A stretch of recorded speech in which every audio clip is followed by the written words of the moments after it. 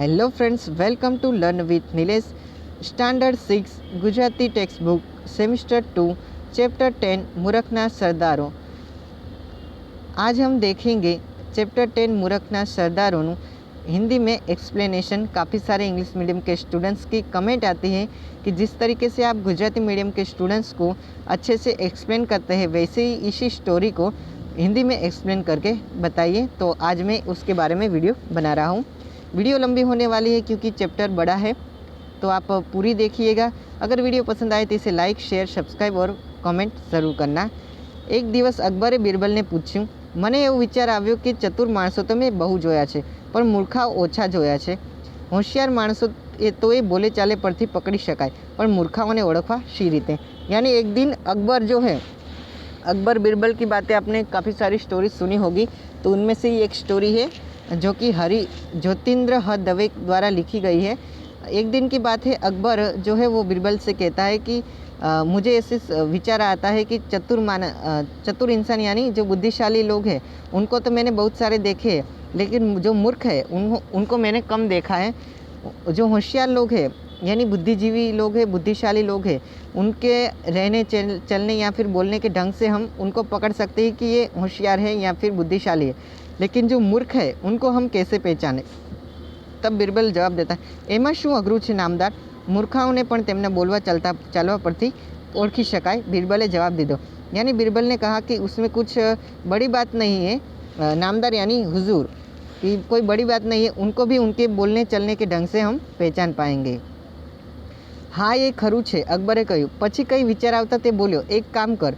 शू नामदार, मारे मूर्खाओने जोवा छे. अठवाडियानी अंदर तू 6 मूर्खाओने सरदारने शोधी लावी हाजिर कर. यानी वो बोलता है कि हाँ ये बात ठीक है. बाद में कुछ सोचता है और बोलता है कि बीरबल एक काम कर, मुझे उन मूर्खों को, जो मूर्ख है उनको देखना है. एक हफ्ते के अंदर 6 मूर्ख, जो मूर्ख है, महामूर्ख है, उनको तू मूर्खना सरदार, मूर्ख नहीं, मूर्ख तो नॉर्मल मूर्ख है, मूर्ख के भी सरदार यानी बड़े महामूर्ख जो है वैसे 6 लोगों को तू पकड़ के यहाँ पर हाजिर कर. जेवो हुक्म नामदार, बीरबले कह्युं ने पछी थोड़ी बातचीत करी रजा लीधी. यानी बोला कि जैसा हुक्म आपका, मैं 6 मूर्ख के सरदारों को हाजिर कर दूंगा. ऐसा कह के बीरबल थोड़ी बातचीत करता और वहीं से निकल जाता है. बीरबल अनेक माणसोना संपर्कमां આવ્યો હતો. તેમાંના કેટલાક મૂર્ખાઓ પણ હતા, પણ એમાંનો કોઈને મૂર્ખનો સરદાર કહી શકાય તેવો નહોતો. એણે શહેરમાં મૂર્ખના સરદારોની શોધમાં ફરવા માંડ્યું. यानी बीरबल जो था उसने कई सारे लोगों के संपर्क में आया था, सबको वो जानता था क्योंकि उसके राज्य में वही तो एक बुद्धिशाली इंसान था. उसने काफ़ी सारे मूर्ख देखे थे, लेकिन उन सब मूर्ख में ऐसा कोई बड़ा मूर्ख नहीं था कि जिसको हम महामूर्ख कह पाए, यानी मूर्ख का सरदार बना पाए. तो वो मूर्ख के सरदारों की शोध में पूरे शहर में ढूंढने लग गया है. जब वो आगे जाता है तो एक दिन की बात है, एक दिवस एक घोड़े सवार माथा पर घासनो भारो लई जता एने रस्तामां मळ्यो. एने ऊभो राखीने पूछ्યું, भला माणस, तमे आ घासनो भारो माथे केम मूक्यो छे. यानी एक दिन जब वो कहीं पर जा रहा होता है, शहर में घूम रहा है, तब एक घोड़े सवार यानी घोड़े पे एक इंसान आता है. वो अपने घोड़े के ऊपर बैठा है और अपने सिर पे जो घास का भारा, जो घोड़े को खाने के लिए होता है घास, वो अपने सिर पे रख के वो उसके रास्ता में जाता हुआ दिखता है. और उसको बीरबल रोकता है और पूछता है कि भाई, आपने ये जो घास का भारा है, यानी घास का जो भारा है वो अपने सिर पे क्यों रखा है, घोड़े पे क्यों नहीं रखा. तब वो बोलता है, हाथथी घोड़ानी लगाम जाली छे એટલે બગલમાં રાખી શકાય તેમ નથી, તેથી માથે મૂક્યો છે, घोड़े सवारे जवाब दीधो. वो बोलता है कि एक हाथ से मैंने घोड़े की लगाम पकड़ी हुई है और बगल में, मतलब कि अपने जो हाथों से उसको रख नहीं पा रहा हूँ, इसलिए मैंने अपने सिर पे उस भारी को रखा हुआ है. पण घोड़ा पर मुकता शू थतुं हतुं, बीरबले पूछ्યું. बीरबल ने पूछा कि घोड़े पे रख दिया होता तो सिर पे क्यों रखा है. घोड़ा पर तमे जोता नहीं कि घोड़ो केटलो नबळो छे, मारो ज भार जेम तेम उचकी शके छे, तेमां वળી घासनो भारो तेना माथा पर मूकूं तो ये बिचारो मरी न जाए, घोड़े सवारे कह्युं. यानी जब बीरबल ने पूछा कि इसको घोड़े पे क्यों नहीं रखा, तब वो इंसान जवाब देता है कि आप कैसी बात कर रहे हो, घोड़े पर मैं इस भारी को रख सकता हूँ, नहीं रख सकता. आपने देखा नहीं घोड़ा कितना कमज़ोर हो गया. अगर वो जैसे तैसे मेरा ही भार उठा रहा है, अगर ऐसे में मैं उसके ऊपर ये भारी रख दूंगा तो उसको कितना सारा वजन होगा और वो मर जाएगा। घोड़े सवार ने ऐसा बोला। बिरबल ने उसके नामठाम पूछीने बिरबल એને નામઠામ પૂછીને લખી લીધા, પછી આગળ ચાલ્યો। यानी बिरबल ने उसके नामठाम लिख लिया कि इसका नाम क्या है, कहाँ पर रहता है, सब कुछ लिखे और आगे निकल गया। अब यहाँ पर हमें देखने वाली बात है कि ये बड़ा महामूर्ख था घोड़े वाला, क्योंकि उसको लगता था कि वो जो भारी का वज़न है अपने सिर पे लेगा तो घोड़े के वज़न नहीं आएगा, लेकिन वो खुद घोड़े पे बैठा था तो उसका वज़न घोड़े को सहना था। वो भारी का वज़न उसने चाहे सिर पे लिया, लेकिन उसका वज़न भी तो घोड़े को ही झेलना ही था। लेकिन उसे ऐसा लगता है कि वो घोड़े पे नहीं रख सकता क्योंकि घोड़ा मर जाएगा। इनडायरेक्टली उसने घोड़े पे ही सारा वज़न दिया था, लेकिन फिर भी वो ऐसा मानता था कि घोड़े पे मैं वज़न नहीं रख सकता क्योंकि वो एक महामूर्ख था। बिरबले ओके नीचे देखते हैं। भाई મને બેઠો કરો, ભગવાન તમારું ભલું કરશે, કાદવમાં પડેલા એક માણસે બૂમ મારીને કહ્યું। बिरबले એની સામે જોયું। एक दिन दूसरे दिन की बात है कि कहीं से आवाज़ आई कि मुझे खड़ा करो, बैठा करो, यानी भगवान आपका भला करेगा। कादव में गिर गए एक इंसान ने जोर के बूम लगाई कि मुझे खड़ा कीजिए। બે હાથ પોળા કરીને એ કાદવમાં પડ્યો હતો। એની મેળે બેઠો થઈ શકે તેમ હતું, તોય તે બેઠો થવા પ્રયત્ન કરતો नહોતો। એટલે કે બે હાથ पोड़ा करीने, यानी कि दो हाथ सामने, जैसे हम कसरत एक्सरसाइज करते हैं तब हाथ कैसे रखते हैं, वैसे बड़े बड़े चौड़े हाथ करके कीचड़ में गिर गया था। वो अपने आप खुद ही खड़ा हो सकता था, लेकिन उसने ऐसी कोशिश भी नहीं की। તમારી મેળે બેઠા થવાય તેમ નથી? बिरबले पूछ्યું। ना, पहला जवाब दीधो। बिरबल ने बोला कि आप अपने आप खुद खड़े नहीं हो सकते। तब उसने मना किया कि ना, मैं अकेला खुद अपने आप नहीं खड़ा होऊंगा, मैं मारो हाथ झालो कही बिरबले એને ટેકો આપતા પોતાનો હાથ લંબાવ્યો। પણ પેલા માણસે કહ્યું, નહીં નહીં, મારા હાથને અડકશો नहीं, મારી ચોટલી પકડીને મને बैठो करो। जब बिरबल ने उसकी हेल्प करने के लिए उसको अपना हाथ आगे किया, तब वो इंसान बोलता है कि नहीं, हाथ नहीं, और मेरे हाथ को भी मत छुओ, मेरे जो माथे की चोटी है उसको पकड़ के मुझे खड़ा कीजिए। केम तमारा हाथ ने कहीं ईजा थई छे? बिरबले पूछ्યું। बिरबल ने पूछा कि भाई आपके हाथ में कुछ फ्रैक्चर वेक्चर हुआ है, मतलब कि कुछ प्रॉब्लम हुई है? ना, ईजा तो कशी थई नहीं, पण पहला मने चोटली पकड़ीने ऊभो करो પછી कहूँ, पहला माणसे કહ્યું।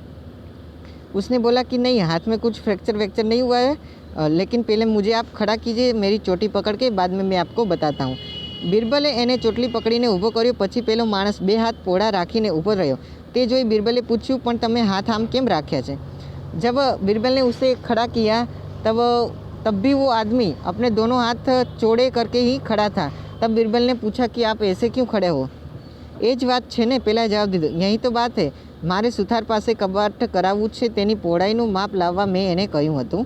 એણે મને કહ્યું હતું, અમારા ઘરનું જૂનું કબાટ માપી જોયું તો એ મારા 2 હાથ જેટલી પહોળાઈનું છે, એટલે માપ ભૂલી ન જવાય એટલા માટે 2 હાથ પોળા રાખી હું સુથારને बतावा जतो हतो। यानी अब ये वो बंदा बोलता है जिसने हाथ चौड़ा करके जाता है। वो बोलता है कि मेरा जो अलमारी थी, घर की अलमारी थी, वो पुरानी अलमारी का जो नाप था वैसे ही अलमारी नई बनाने वाले हैं।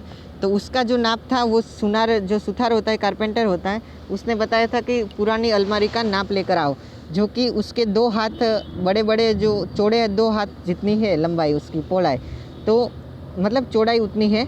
तो वो बोलता है कि अगर मैं इसका जो नाप है वो भूल ना जाऊँ, इसलिए मैं ऐसे जाता हूँ। लेकिन अब छोटी सी बात है, अगर आपको पता है कि आपके 2 चौड़े हाथ करने से आपके अलमारी की लंबाई मतलब चौड़ाई है, तो आप कहीं पर भी जाओ आपको याद रहने ही वाला है। इसके लिए हाथ को चौड़े रख के जाना ज़रूरी नहीं है।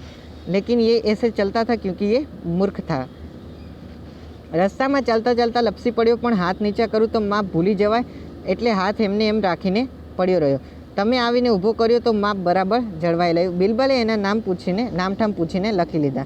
यानी वो और भी बोलता है कि अगर मैंने हाथ इधर उधर कर दिया तो मैं नाप भूल जाता और मेरी जो अलमारी है उसका नाप गलत आता। तो ऐसा सोच के वो बिरबल को कहता है कि अच्छा हुआ कि आप आ गए और मेरा हाथों का जो नाप है वो एट इज रहा, यानी बदला नहीं है।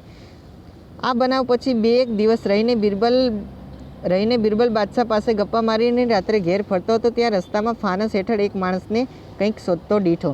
यानी इसके 2-3 दिन 1 दिन की बात है, 1-2 दिन की बात है कि बिरबल बादशाह के पास गप्पा लगा के, यानी उसके साथ मिल के रात दरबार से रात को घेर वापस जा रहा था। तब किसी इंसान को फानस की जो रोशनी होती है, फानस आपने देखा ही होगा, उस फानस यानी नहीं समझ में आता तो आप मोमबत्ती ही समझ लीजिए, ऐसी रोशनी वाला, या फिर टॉर्च समझ लीजिए, किसी इंसान को कुछ ढूंढते हुए देखता है। શું શોધો છો? કંઈ પડી ગયું છે? બિરબલે પૂછ્યું. હા, પેલાએ ટૂંકો જવાબ આપ્યો. શું? સોનાની વીંટી. લાવો હું શોધાવું. કઈ બિરબલે પણ વીંટીની શોધ માંડી. ત્યાંથી પસાર થતા માણસો પણ એ શોધમાં પડ્યા. यानी वो इस इंसान को जब देखा तब बिरबल ने पूछा कि कहीं गिर गया है? तब उसने जवाब दिया हाँ। बिरबल ने पूछा क्या गिरा है? तब वो बोलता है कि सोने की अंगूठी गिर गई है। तो बिरबल ने बोला कि चलिए मैं भी आपकी ढूंढने में सहायता करता हूँ। 1 मिनट, यहाँ पर वो निकल गया है। तो स्टोरी में ऐसा ही है कि वो इंसान बोलता है कि अब मेरी अंगूठी गिर गई, उसे ढूंढने की वो कोशिश करता है। बीरबल बोलता है कि चलिए हम भी आपकी मदद करते हैं। तब और वहीं से काफ़ी सारे लोग भी हैं जो उधर से पसार होते हैं, यानी उधर से जो निकलते थे वो लोग भी उसे देख के वहीं पर रह जाते और उसको सोने की जो अंगूठी है वो उसे ढूंढने में उसकी सहायता करते हैं। તમારી ખાતરી તો છે ને કે વીંટી અહીં જ પડી હતી? थोड़ी वाड़े टोળામાંથી एक जने पूछ्યું, यानी जो लोग थे उसकी हेल्प करने वाले, उनमें से किसी एक ने पूछा कि आपको पता ही है तो है ना कि आपकी जो अंगूठी वो यहीं पर ही गिरी हुई थी? तब बोलता है कि ना, यहाँ पर नहीं गिरी। तब पड़ी तो ત્યાં છે दूर, आगे अंधारा खूणा तरफ थी आंगળી કરીને એને जवाब दीधो। यानी वो जब किसी ने पूछा कि आपको सच में पता तो है ना कि वो अंगूठी इधर ही गिरी थी? तब वो बोलता है कि नहीं, अंगूठी यहाँ पर नहीं गिरी, अंगूठी तो उधर गिरी है। तब लोग पूछते हैं ત્યારે અહીં શા માટે શોધો છો? એટલેથી ગબડીને અહીં થોડી સુધી આવે, ત્યાં તો અંધારું બહુ છે, અહીં દીવો છે એટલે અધવાળે શોધી શકાય, પહેલાંએ જવાબ દીધો। यानी जब किसी ने बोला कि अगर उधर गिर गई अंगूठी तो उधर जाके ढूंढो, यहाँ पर क्यों ढूंढते हो? तब वो मूर्ख का सरदार जो है वो जवाब देता है कि यहाँ से उधर बहुत अंधेरा है और यहाँ पर हमारे पास दिया है, तो उसके दिए की रोशनी से हम उस अंगूठी को ढूंढ सकते हैं, लेकिन उधर जाने की बात नहीं करता। जहाँ पर अंगूठी गिरी वहीं पर नहीं जाता, जहाँ पर अंगूठी नहीं गिरी उधर जाने की कोशिश करता है और उधर ढूंढता है। वैसे ही मिलने वाली तो है ही नहीं। મારો બેટો તદ્દન મૂર્ખ છે, આપણને નકામી મહેનત કરાવ, એમ તિરસ્કારથી કહીને વીંટી શોધવા ભેગા થયેલા લોકો ત્યાંથી ચાલી ગયા। બીરબલે એના નામઠામ લખી લીધા। यानी ये महामूर्ख है क्योंकि जहाँ पर अंगूठी खोई हुई है वहीं पर वो अपना मोमबत्ती या फिर फानस लेकर नहीं जाता और उधर ढूंढता नहीं, जबकि वहीं पर ढूंढता है जहाँ पर अंगूठी है ही नहीं। तो वो महामूर्ख है और बीरबल ने उसके नामठाम पूछ लिए। अब आगे की बात। बीजे दिवसे बीरबल नदी किनारे फरतो હતો, ત્યાં તેને એક માણસને રેતીના ઢગલામાં કંઈક શોધતો જોયો। શું શોધો છો ભાઈ? बीरबले पूछ્યું। और दूसरे दिन की बात है, नदी के किनारे पे बैंक ऑफ रिवर साइड जब बीरबल घूमता होगा तब एक इंसान को रेती यानी जो सैंड होती है उसके बड़े से ढगले में किसी इंसान को कुछ ढूंढते हुए देखा। और वो बीरबल पूछता है कि क्या ढूंढता है? तब वो बोलता है, હું નદીમાં નાહવા ગયો ત્યારે મારી આંગળીએ હીરાની વીંટી હતી, અહીં મેં રેતીમાં તેને દાટી હતી, હવે તે જડતી નથી, પહેલાં કહ્યું। यानी उस इंसान ने कहा कि जब मैं नहाने के लिए नदी में गिरा था तब मैंने अपने हाथों में जो पहनी हुई अंगूठी थी हीरे की अंगूठी थी, डायमंड रिंग थी, उसको मैंने रेती मतलब सैंड के अंदर दबा के छुपा दी थी। अब वो मिल नहीं रही है। अब बीरबल पूछता है, क्या डाटी હતી તે બરાબર ખબર છે? यानी कि आपने कहाँ पर उसे छुपाई थी, आपको पता ही है ना? हाँ, અહીં રેતીમાં ઊંડો ખાડો કરીને डाटी હતી, यानी इस सैंड में बहुत ही डिग करके उसको છુપાઈ थी। પણ કંઈ નિશાની રાખી છે? હા, નિશાની રાખ્યા વગર તે કંઈ डाटू खरो? શું નિશાની રાખી હતી? अब बीरबल पूछता है कि आपको कुछ याद है कि कहाँ पर आपने एग्जैक्टली रखी थी? तब वो बोलता है कि मैंने हाँ एक निशानी रखी हुई है कि मैंने कहाँ पर डाटी थी। જ્યાં મેં વીંટી દાટી હતી ત્યાં બરાબર તેની ઉપર આકાશમાં ઊંટના જેવા દેખાવનું એક વાદળ હતું, પણ હવે એ વાદળું દેખાતું નથી ને મારી વીંટી પણ દેખાતી નથી, પહેલાં એ નિરાશ થઈને કહ્યું। यानी उस डायमंड रिंग वाले बंदे ने कहा कि जहाँ पर मैंने वींटी छुपाई थी उसके बराबर एग्जैक्ट ऊपर आसमान में जो ऊँट के जैसे आकार का बादल बना हुआ था, अब वो बादल नहीं दिखता और मेरी अंगूठी भी नहीं दिखती है। वो निराश होकर बोलता है। अब जाहिर सी बात है कि कोई भी बादल हो जैसे ही पवन आएगा अपना रूप बदल के कहीं और चला जाएगा। इसने सोचा था कि जो ऊँट के जैसा दिखने वाला बादल था उसके एग्जैक्ट नीचे ही छुपाई थी, तो वो सैंड में उसी जगह पे ढूंढता है, जबकि वहीं पर नहीं मिलने वाली है। बीरबल ने उसके नाम ठाम लिख लिए और अब आगे जाते। અકબરે આપેલી મહેતલ પૂરી થતાં તે દરબારમાં જઈને ગણાવેલ ચારેય જણાના નામ ઠામ આપીને અકબરે ને એ સૌને બોલાવી મંગાવવા કહ્યું। આપે मांगेला मूर्खना सरदार आ रहा नामदार। यानी जब वो दरबार में जाता है और 6 दिन पूरे हो गए, तब बीरबल दरबार में जाता है तो बादशाह पूछता है कि चल तूने मूर्ख के सरदार ढूंढ के लाया या नहीं। तब वो बोलता है कि चलिए, मैंने उसके नाम देता है कि ये रहे लोग और आप इन्हें बुला लीजिए। जब वो चारों लोग आते हैं तो बोलते हैं कि ये तो 4 ही हैं, मैंने तुझे 6 लोग लाने के लिए बोले थे। नामदार 6 जो हाजर છે, बीरबले जवाब आप्યો। तब बीरबल बोलता है कि 6 के 6 यहाँ पर ही हाजिर है। आ तो 4 देखाय છે, बाकीना 2 ક્યાં છે? अकबरे पूछ्યું। तो अकबर बोलता है कि ये तो 4 लोग हैं, बाकीना 2 मतलब बाकी के 2 कहाँ पर है? मैंने तो 6 बोले थे ना। आप आ 4 तो आप नामदारे જોયા છે, 5મો હું। बीरबले કહ્યું तू मूर्खनो सरदार? अकबरे नवाई पामी पूछ्યું। हाँ नामदार, केम? अकबर बोलता है कि 5वां कौन है? तो बीरबल बोलता है कि 5वां मूर्ख का सरदार जो है वो मैं ही हूँ। तो अकबर बोलता है कि कैसे हो सकता है? वो एक्सप्लेम्ड हो जाता है कि ऐसा कैसे आश्चर्य हो जाता है कि ऐसा कैसे हो सकता है। जाने बीजा कोई काम न हो तेम मूर्खाओनी शोधमां हूँ निकळ्यो। मैं 8 दाड़ा नकामा बगाड्या तो हे मूर्खनो सरदार नहीं तो बीजू शू? बीरबले कह્યું। बीरबल ने बोला कि मूर्ख के जो सरदार है उनको ढूंढने में मैंने अपने 8 दिन बिगाड़े हुए हैं। मूर्ख के सरदार को ढूंढने में मैंने अपने 8 दिन बिगाड़े हुए हैं, तो मैं भी एक मूर्ख का सरदार ही हुआ। और छठो यानी और छठा मूर्ख का सरदार कौन है? 6th। तो वो बोलता है छठो नामदार, कसूर माफ़ करजो पण राजकाजना ने बीजा अनेक घણા કામો પડતા મૂકી મૂર્ખના સરદારોની શોધી દરબારમાં આણવાનો મને હુકમ કરનાર તે છઠ્ઠો મૂર્ખનો सरदार તમે એમ। यानी वो बोलता है कि छठे मूर्ख के सरदार जो है वो आप ही हैं, क्योंकि आपने राजपाट के बड़े बड़े काम को छोड़ के मूर्ख के सरदारों को ढूंढने का काम मुझे सौंपा। यानी छठे मूर्ख महामूर्ख आप भी हैं, एटले ए तो हूँ, अकबरे कह્યું। यानी अकबर ने अपनी बोला कि हाँ वो मैं ही हूँ। अब अकबर बोलता है हाँ नामदार। बीरबल बोलता है हाँ नामदार, આપણે બંને, હું મૂર્ખને શોધવા ગયો એટલે હું મૂર્ખ અને આપે મને શોધવા મોકલ્યો એટલે आप। बीरबले कह્યું। बीरबल बोलता है कि आपने मूर्ख को ढूंढने के लिए मुझे भेजा, इसलिए आप मूर्ख हैं और मैं मूर्ख को ढूंढने के लिए गया, यानी मैं भी महामूर्ख ही हूँ। वो 4 तो है और हम दोनों यानी 6। કેટલું ગુમાન બાદશાહનું अपमान बीरबलને सजा थवी જોઈએ, एक दरबारी बोली उठ्यो। यानी जो दरबार में काफ़ी सारे लोग होते हैं उनमें से एक बंदा बोलता है कि बीरबल ने यह सही नहीं किया है, जो राजा है बादशाह है उसका अपमान किया है, बीरबल को सजा होनी चाहिए ऐसा। नहीं, अकबरे हसीने કહ્યું। बीरबल साचું કહે છે, એને ટકોર કરીને પણ મને ખરી વાતનું ભાન કરાવ્યું છે। મૂર્ખાનો વિચારમાં અને અમથા મૂર્ખાઓને શોધવામાં સમય બગાડ્યો તે મારી મૂર્ખામી નહીં તો બીજું શું? बादशाहे કહ્યું। પછી बीरबलને इनाम આપી राजी કર્યા। यानी अब बादशाह ने अपनी भूल जो थी वो कबूल की कि हाँ बीरबल की बात सही है, क्योंकि मूर्ख को ढूंढने के लिए मैंने राज दरबार के काम छोड़ दिए और मूर्ख को ढूंढने के लिए बीरबल को आदेश दिया, तो महामूर्ख मैं भी हूँ। और बीरबल ने तो मुझे अपनी सही पहचान बताई कि मैं मूर्ख हूँ, इसलिए बीरबल को सज़ा नहीं करनी चाहिए बल्कि उसे इनाम देकर खुश किया जाए।